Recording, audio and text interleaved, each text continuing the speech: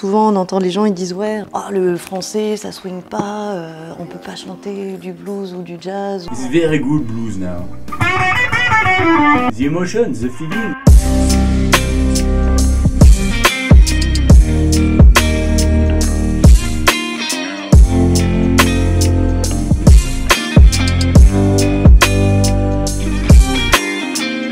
Salut, c'est Tia Goodbell. Je viens vous présenter la médiathèque Arsène Boulet de Romagna pour l'émission Spoiler.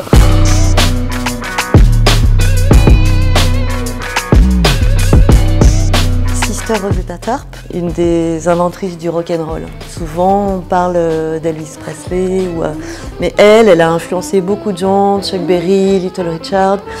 Et c'était une super guitariste, elle avait vraiment une manière de jouer très particulière. Le blues est vraiment considéré comme la musique du diable chez les religieux. C'était souvent interdit de jouer des musiques profanes en fait. Donc elle a fait les deux. Et en plus elle était bisexuelle et noire, donc elle cumulait pas mal de choses. Pour moi c'est un bel exemple de réussir à être ce qu'on veut quoi, en fait. Là je vois un disque de copines. C'est 3 femmes qui s'appellent les Como Mamas. Alors c'est des chanteuses de gospel, des femmes qui chantent le gospel, qui sont très croyantes. Donc. Alors là il y a un monsieur que j'adore, qui s'appelle Claude Nougaro. Je pense qu'il a fait quelque chose d'assez extraordinaire, parce que souvent on entend les gens, ils disent ouais, oh, le français ça swing pas, on peut pas chanter du blues ou du jazz bon ben voilà, il a prouvé le contraire. Sa musique, ses chansons, son humour, la qualité musicale, parce qu'il est accompagné par les plus grands musiciens français. Et aussi ce que j'ai trouvé super, c'est que j'ai découvert plein de thèmes de jazz grâce à lui.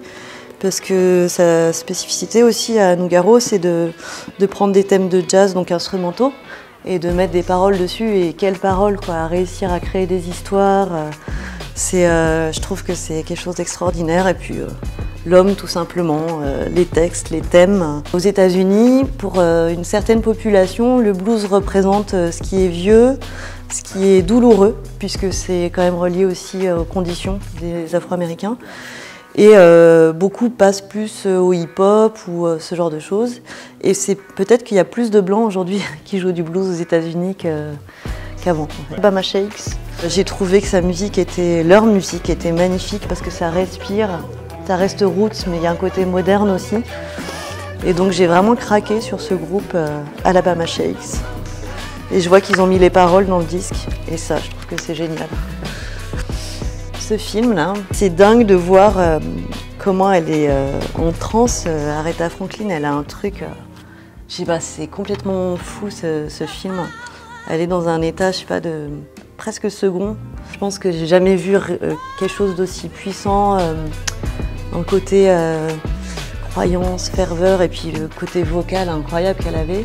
Muddy Gurdy, notre dernier album, qu'on a enregistré autour du lac du Guéry, qu'on voit ici. Notre spécificité, c'est de ne pas enregistrer dans les studios, mais on trouve des lieux assez reliés en fait aux endroits où on enregistre. Donc ça peut être dans une chapelle perdue, dans un cratère de volcan à la tombée de la nuit, dans des bistrots d'estive, dans des fermes. Et puis ça crée des choses un petit peu particulières, puisqu'on est souvent imprégné des lieux où on se trouve. Donc c'est vrai qu'enregistrer dans une chapelle du XIIe siècle où il faut marcher 3 quarts d'heure avant d'y arriver, c'est sport et musique. Ce livre parle justement du langage du blues et du jazz. Donc il y a une nouvelle édition qui vient de sortir où il a rajouté le rap aussi, avec plein de bips en fait. Par exemple, quand on écoute des vieilles chansons de blues et qu'on tombe sur des mots qui pour nous ne signifient rien, on ne trouve pas dans le dictionnaire. C'est du langage familier, quoi, du langage utilisé à une certaine époque aussi. Les bluesmen, les blueswomen, ils n'avaient pas le droit de dire certaines choses de manière directe. Au lieu de parler de leur maître qui les frappait, ils critiquaient leur femme. Ça pouvait être ça, voilà. Ou alors ils utilisent beaucoup, ce que j'aime bien, c'est les animaux aussi, un peu comme La Fontaine, mais à une autre époque. Mais ils utilisent aussi les caractères des animaux. Le coq est beaucoup utilisé, le loup, enfin le chat. Un film que j'adore, qui s'appelle Mud, J'adore parce que j'adore les deux gamins qui jouent dedans. Ils sont trop géniaux. C'est une histoire d'amour en fait. C'est un fugitif qui a tué un homme et qui veut récupérer sa petite amie et partir. Et en fait, il se cache sur une île. Ça se passe dans l'Arkansas. Et il rencontre ces deux enfants là, ces deux jeunes, des pré-ados, qui l'aident en fait à monter, à réparer un bateau, qui amènent à manger, tout ça. Et je suis vraiment complètement bluffée par la performance des jeunes en fait. Ils jouent vraiment super bien. Il y a un film qui s'appelle Les Diaboliques. Film en noir et blanc avec des acteurs incroyables.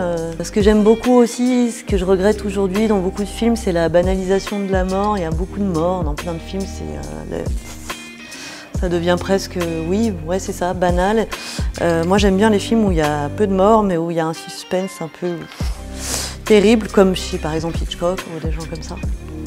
Et ce film en fait partie. Et je trouvais que cette émission était chouette parce que tu découvres plein de trucs. J'ai vu aussi Les Enfants du Paradis, ou Les Oiseaux, enfin voilà, Psychose. Donc Les Diaboliques en font partie.